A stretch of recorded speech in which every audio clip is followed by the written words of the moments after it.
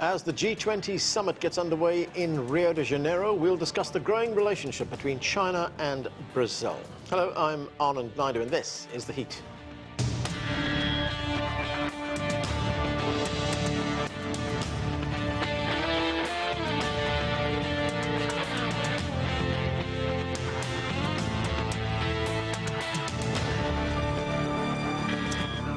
Chinese President Xi Jinping is in Rio de Janeiro for the G20 Summit and a state visit to Brazil. President Xi said in a written statement Sunday that relations between China and Brazil stand at an important historical juncture on building on past achievements and forging ahead. This year marks the 50th anniversary of the establishment of diplomatic ties between the two nations. We'll have more on China-Brazil ties later in the show, but we begin with the G20 Summit. This year's theme is Building a Just World and a Sustainable Planet. I spoke with Ioschpe, the chair of B20 Brazil, for his take on the major challenges facing global leaders right now. Well, as we work through the B20 cycle, which is one of the social groups of the G20, we found out some common themes around the world. I would say decarbonization is probably at the top of the list, is affecting all of us, and we need to find global routes to face this challenge. The digitalization issue is also a very important subject, and the artificial intelligence that comes along. Food security, the production and distribution in the right time, in the right place of food for the social inclusion part is also fundamental. And then we also have very important themes like subrepresented groups in the society, compliance, education, and how we get prepared for this fast-changing world. So these are the kinds of themes that we found around the world in the business community in this cycle, which are not very different from the latest cycles. I would say the decarbonization subject, of course, is gaining more and more relevance as we speak. Right, you mentioned the B20, of course, that's a global business forum, and the B20 just held its summit on the theme Inclusive Growth for a Sustainable Future. I just want to pick up on one of those things that you mentioned, which is decarbonization. I mean, how important is decarbonization and sustainability, especially at a time when there is this incessant emphasis on growth throughout the world? Every country in the world wants to see growth, but growth comes at the expense of depleting finite resources on the planet, and it's happening at a much faster rate. Yeah, what we found out is that there are many routes where we could continue to grow at the same path that we are growing right now, maybe even faster because of this whole effort to decarbonize and to become more sustainable. But we have to find the rules for ourselves and how we trade within those rules to avoid carbonization and to avoid making our situation worse. So, for instance, the global carbon credit market is a must. Having common views on restrictions and how we reach the targets, of course, is also mandatory. And we have to become more sustainable and more efficient. If we go in this direction, then most probably we can remain growing and we can put a lot of effort in making sure that we don't make our life worse, but we make it better.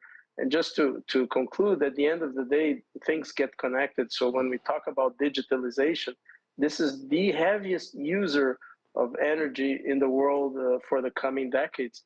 So if we continue to go in that direction, which is good, makes our lives better and more productive, if we don't find sustainable ways to develop and deploy cloud computing, artificial intelligence, we will be in a very extreme situation where we don't want to go. Right, you mentioned digitalization and the transition to digital economies. There is a risk that we hear about very often, and that is sometimes referred to as the digital divide, where some countries, particularly developing countries, may get left behind as, we see these technologies come onto the market, we see these technologies develop, and they're developing at a rapid pace right now. Yeah, well, I think what we saw in this debate throughout the year is that first, again, the sustainable aspect of that. It's a heavy use of power, and we need to be sustainable. The second one is this division or not leaving areas of the world behind. So very simple things like connectivity would make a significant difference for the areas where the development is going slower.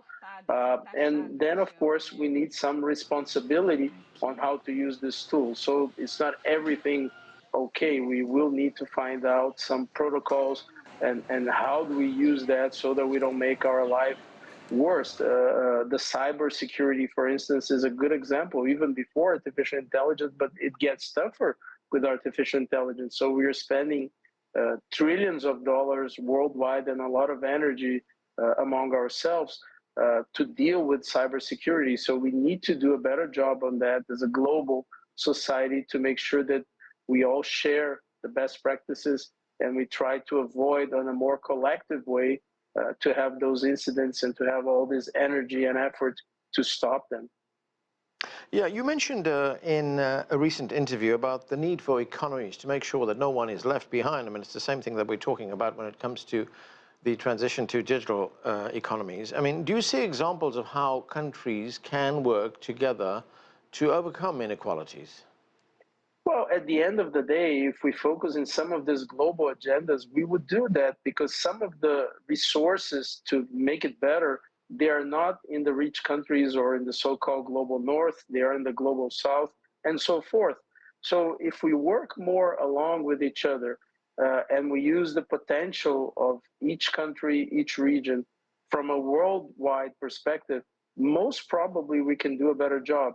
So if you take, for instance, the case of Brazil, we are a sustainable energy place, lots of availability of that. The same applies for food and protein.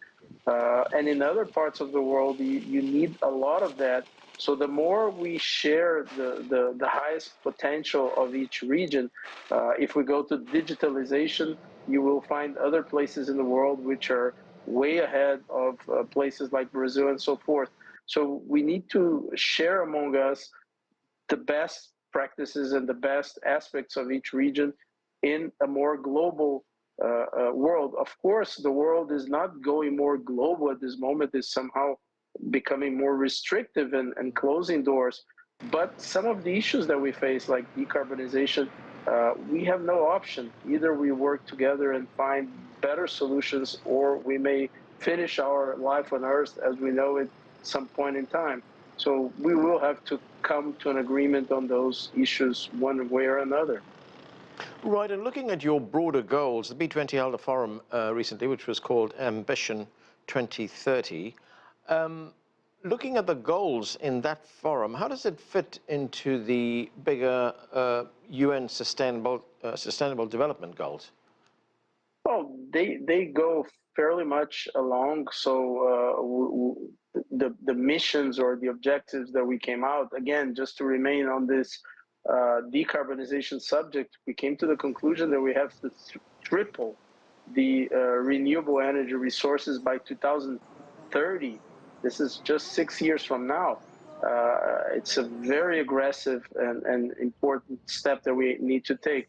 That requires a lot of global cooperation.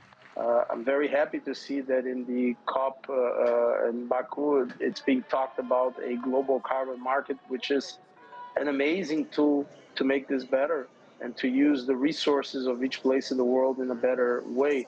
So I think we're all connected and we will need to face those challenges together. No country, no region will manage probably to overcome its issues alone. And looking specifically at Brazil, of course, Brazil is a member of the G20. It's also a member of BRICS. It's a member of Mercosur. How do you see Brazil's role in promoting this agenda that you're talking about? Well, we are very strong in some areas, again, the decarbonization and the food security, for instance, but also I think we have a tradition to deal with every country in the world. I think that's a very important aspect. We need to respect and recognize the political circumstances of each place, but we need to promote this joint effort because there is no other way. It's very hard. As we saw in COVID, for instance, it doesn't help to close your doors. Things will happen anyway, and you will be part of the problem. So you might as well be part of the solution. So that's a tradition in Brazil. I think from a diplomacy standpoint, we would like to see Brazil engaging as many countries and regions as possible. And I think as the two very important contributions that we may bring at this point in time to the world is the sustainability, the power shoring, let's say, subject, and the food and protein availability, which we're just in the beginning here. The productivity and the best use of the resources will take us much further. And of course, we can do better in other aspects as well. But again, in this global cooperation view, we should start first with the things that we do fairly well. For more on the G20 Summit and China-Brazil relations, let's bring in our panel. Joining us from France is Gilson Schwartz. He is a professor of economics at the University of Sao Paulo. Also with us from Beijing, Gong is a professor of economics at the University of International Business and Economics, and Andy Mok is a senior research fellow with the Center for China and Globalization in Beijing. Thanks everyone for being with us. Andy Mok, this G20 takes place right after that APEC leaders meeting, which took place in Peru. What are your expectations from this G20?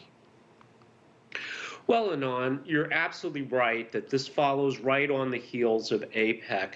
And what I expect to see are three things: momentum, solidarity, and integration. So starting with integration, one of the big achievements or milestones at APEC was the official inauguration of Chancay Port in Peru, which not only, I think, will bolster Peru's position on the global stage, but actually act as a catalyst for infrastructure development in South America. And this has long been a challenge, a legacy of the colonial experience where the powers that colonized South America used it primarily to extract resources, so infrastructure was largely on the coast.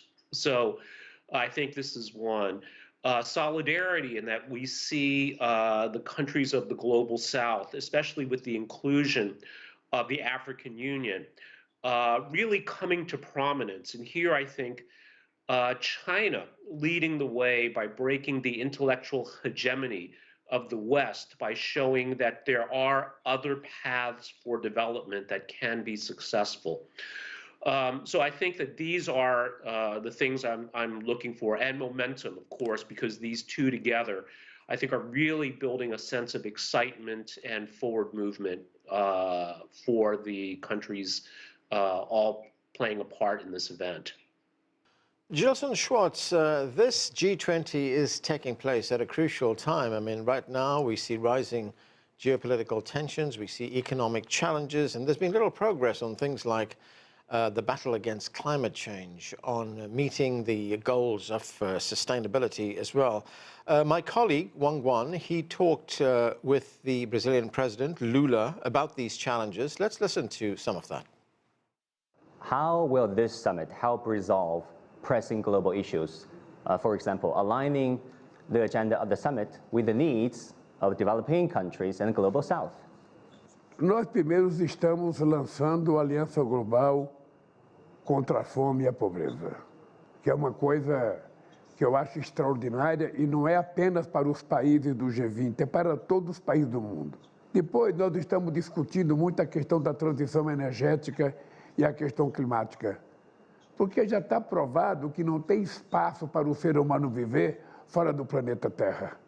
Então, ao invés de ficar procurando outro planeta, nós temos que tentar fazer com que o planeta Terra tenha uma qualidade de água, uma qualidade de ar, para que a gente possa viver dignamente e decentemente. Depois a gente quer rediscutir o sistema de Bretton Woods, ou seja, o papel dos bancos financeiros como FMI e Banco Mundial, que hoje eles não são utilizados para favorecer os países em desenvolvimento que precisam de financiamento. São bancos utilizados para sufocar os países pobres. Hoje a África tem uma dívida de 900 bilhões de dólares. O que eles pagam de juro é mais do que eles têm capacidade de investimento no desenvolvimento. E eu estou defendendo uma ideia de que parte dessa dívida que os países africanos têm com o FMI seja transformada em investimentos em infraestrutura na África. E vamos ter, pela primeira vez, a gente vai ter uma coisa chamada, sabe, empoderamento feminino, fazendo com que as mulheres possam efetivamente participar de forma igualitária nas coisas políticas que o mundo decide. Então eu estou muito otimista que vai ser um G20 muito produtivo, muito cordial e vai ser, eu acho, que um aprendizado para todos nós. Além do que, muita gente vai conhecer o Rio de Janeiro pela primeira vez e o Rio é uma cidade maravilhosa. So, Gilson, as we heard there, Brazil is prioritizing the battle against climate change as well as sustainability. There is hope for a breakthrough that could impact those talks taking place at COP29. How do you see it? Well, we all know that we are facing now a very tough geopolitical moment as a result of the elections in the US. So I see this moment as a very important moment for Brazil, China, and other non-aligned members of the international community to strengthen their connections, because we are facing a tough road ahead. The US will not relinquish its hegemony easily. It's facing its own crisis. And Brazil, on our side here, we're facing a moment of instability in the Congress. There's instability in political support. So we have to be very careful. We hope for the G20 and the COP meeting to enhance our relationship with non-aligned countries. But it's really very tough when you see what's going on in the US. And Gilson, what do you make of the fact that, you know, the developing world is now going to have significant representation in the G20? Would they be given the platform to address their concerns, especially when it comes to financing those climate change goals? Yes, I think that we will have to resort to other developments and building pieces of a new international order.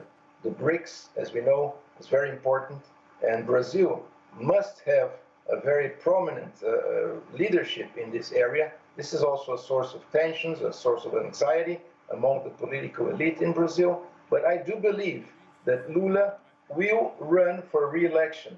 So there is a very important strategic thinking behind the Brazilian government strategy, and that is to go on, move on, looking for alliances in the third world, looking for alliances with countries and governments that are not strictly committed to the US governance model. John Gong, Brazil is also focusing its presidency of the G20 on eliminating poverty, on eliminating hunger as well. President Xi is expected to address this particular issue and share China's experience and its success in lifting people out of poverty, in eliminating poverty. 800 million people lifted out of extreme poverty in China. Do you think the Chinese experience can be emulated in other parts of the developing world? Well, certainly, the lessons can be learned, and the experience in China can be looked at and examined and replicated in other parts of the world. But let me get back to the overall mission of G20. It was originally designed to coordinate macro policies among the developing world as well as the developed world in combating the financial crisis at the time. It served its purpose well, but I think, as you pointed out, we're in a very different world right now with rising political tensions. Andy, very briefly, we've got a little bit of time left, but I want to get your views on global governance. I mean, that's on the agenda as well. China, of course, is a strong proponent of multilateralism and supports reform of major international institutions. I'm thinking particularly of the UN Security Council right now. What is the message that President Xi is going to be taking to the G20 on this particular issue? Well, I think China's approach to global governance has been consistent. Yeah.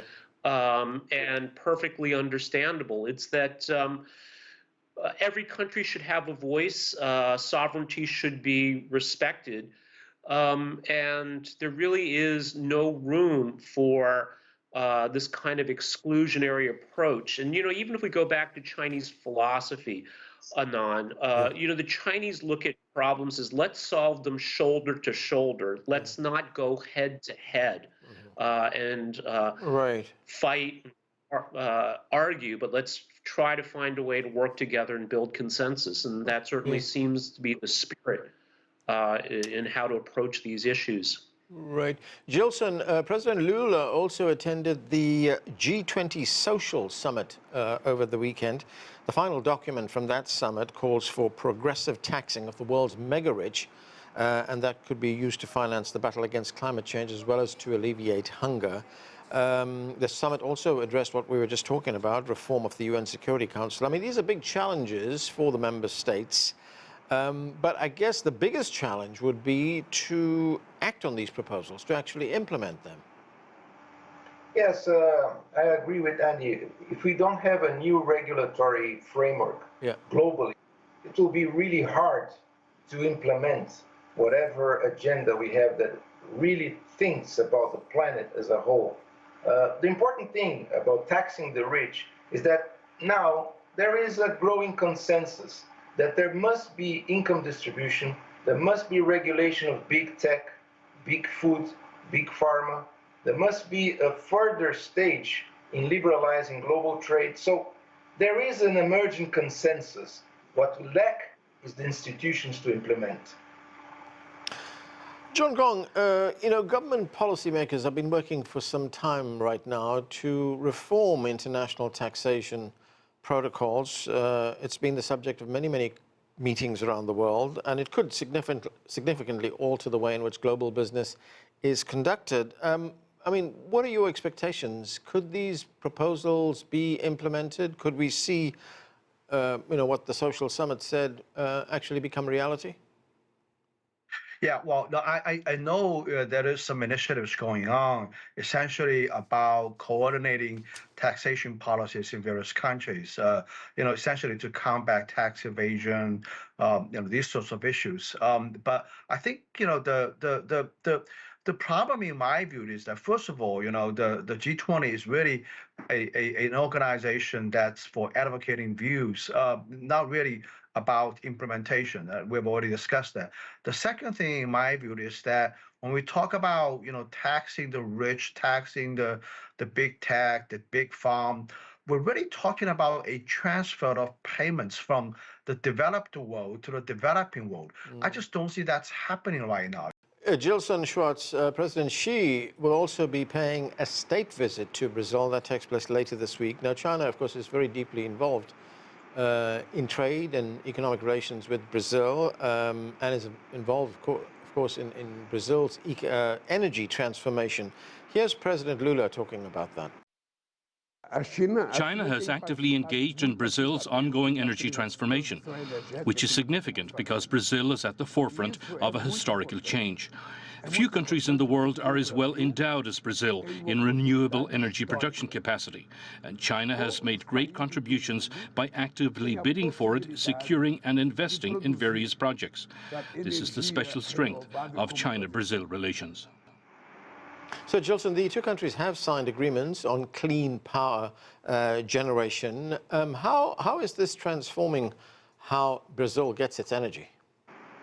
Well, in Brazil, there is one advantage, that is the existence of a state company, Petrobras, that is really the major actor in the climate change scenario, energy, prospect energy sources. Petrobras is really very, very interested in promoting that kind of development. So rather than a totally privatized energy sector, what we have is a state company that is willing to make commitments and get the engagement of international partners. Especially with respect to China, we already know that Chinese investment is important in the energy sector. That must be connected in order to make really a good impact. That must be connected to other sectors that are very much important, have a very high importance in terms of energy, and that is the technology, the digital transformation. So as long as Brazil connects not only with energy, investments in energy, but also investments in telecommunications, this I think will be a winning bid. That will be a winning project because nowadays energy and technology go hand in hand. Andy, how would you characterize the relationship between China and Brazil? China is Brazil's largest trading partner. It has been for the last 15 years. And if we look at some of the recent investments, especially on electric cars, BYD is operating plants there and it hopes in its final stage to produce something like 300,000 vehicles. So where's the potential for an expansion of this relationship?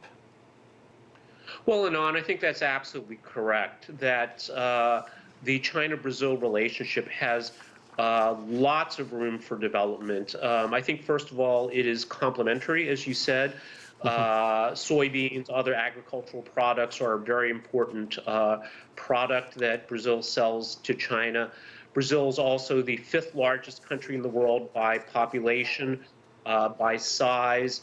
Its location in Latin America makes it a very strategic country for China to work with.